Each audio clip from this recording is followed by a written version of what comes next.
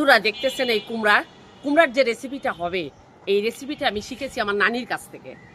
আমার নানি এখনো বেঁচে আছেন, নিয়ার অ্যাবাউট 100 বছর বয়স। নানির কাছ থেকে কুমড়ার রেসিপিটা আমি শিখেছি। এখনো যদি আমি রান্না করি তাহলে নানিকে ফোন করে ওভার টেলিফোনে রেসিপিটা আবার শুনে নিই। তো বন্ধুরা আসুন দেখা যাক কিভাবে কুমড়ার টকটা রান্না করা হয়। ছাদ বাগানে আপনাদেরকে সুন্দর একটা রেসিপি আমি শেয়ার করে দিব। কুমড়ার পোস্ট দেওয়ার সাথে সাথে সবাই এত সুন্দর সুন্দর ভাই বোনারা রেসিপি দিয়েছেন, যে রেসিপি শুনেই আমি একদম একদম ফিদা। কিন্তু আমি আজকে একটা রেসিপি দিব, এই রেসিপি শুনলে আপনারাও ফিদা ফিদা মানে প্রেমে পড়ে যাবেন সেই রেসিপির। কেউ এরকম রেসিপি দেননি, কেউ ইলিশ মাছ, কেউ মুরগি, কেউ চিংড়ি মাছ, কেউ হচ্ছে কুমড়া বড়ি করতে বলেছেন, কেউ অনেক কিছু করতে বলেছেন এই পাকা কুমড়া দিয়া। কিন্তু আসলে পাকা কুমড়া দিয়া সব কিছু রাখার পরেও আমি যে কি কারণে এই কুমড়াটা রেখেছি সেইটা আপনাদেরকে এখন বলবো। তাহলে আসুন শুনি, দেখি যে পাকা কুমড়ার সুন্দর একটা রেসিপি আছে, যে রেসিপিটা কেউ আপনারা কমেন্ট বক্সে লিখেননি। একটা রেসিপি খুব সুন্দর লাগবে। সেই রেসিপিটা কি, যে কুমড়ার টক। বন্ধুরা কে কে খাইছেন বলেন তো? কিভাবে কুমড়ার টক রান্না করবেন জানেন?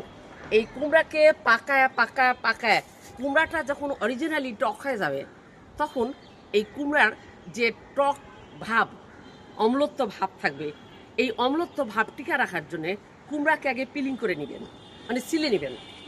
আগে গোটা কুমড়া ছিলে নেবেন, ছিলে নিয়ে তারপরে ধুয়ে নেবেন।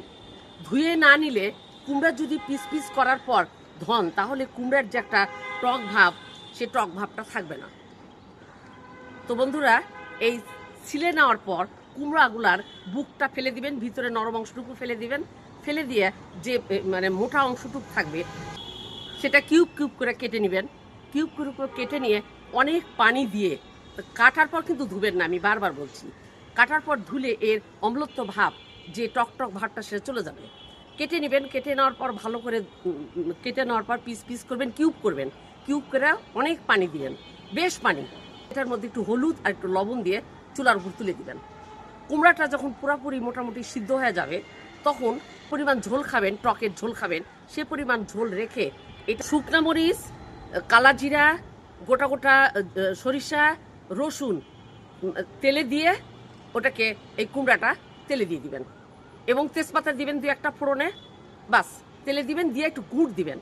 গুড় দিলে, আর যদি মনে করেন যে টকটা বেশি হয়নি, তাহলে তেঁতুলে একটু গোলা দিয়ে দিবেন। দিলে দেখবেন যে সুন্দর একটা কুমড়ার টক রান্না হয়ে গেছে। তো এই রেসিপিটা তো আপনারা ভাই কালকে কেউ বলেননি, সবাই শুধু বলেছেন চিংড়ি মাছ দিয়ে রান্না করেন, ইলিশ মাছ দিয়ে রান্না করেন, কেউ মুরগি দিয়ে রান্না করেন। আরে ভাই এগুলো তো খাই, এই টক খাওয়ার জন্যই তো আমি কুমড়াটা রেখেছি।